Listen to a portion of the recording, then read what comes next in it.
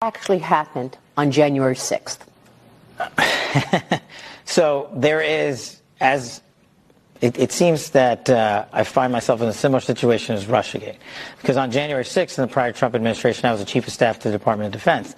And I spent 4 years and a minor fortune litigating the truth because people politicized what actually happened on January 6th.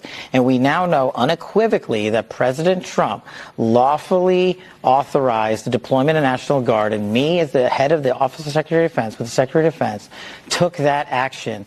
When it finally came in, because it had to have the governor and mayor of D.C.'s approval on it. That's the way the law works.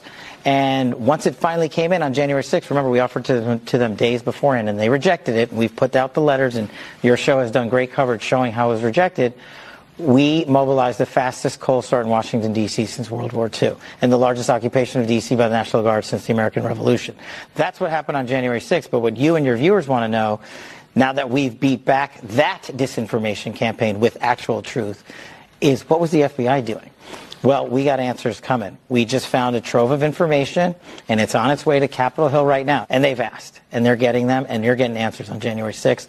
You're getting answers on what sourcing was utilized, what money was utilized, how many assets were utilized, who made those decisions. You're getting it. We can only control the FBI, but you're getting it from the FBI. Were there FBI agents undercover egging people on? Like I said, that answer is coming, and it's on its way to Congress. You're about to, I saw it. I saw the portfolio of information. We dug far and wide to find it, and I'm pretty sure now we have a conclusive, definitive answer, but you and the public are going to have it. You're going to see it in writing over to Capitol Hill. But I just want to be sure we're clear, having been an agent and a police officer. There is a difference between an agent, I know you know this, I don't mean to sound ridiculous, an agent, meaning a trained GS 1811 federal agent, and a source or an asset.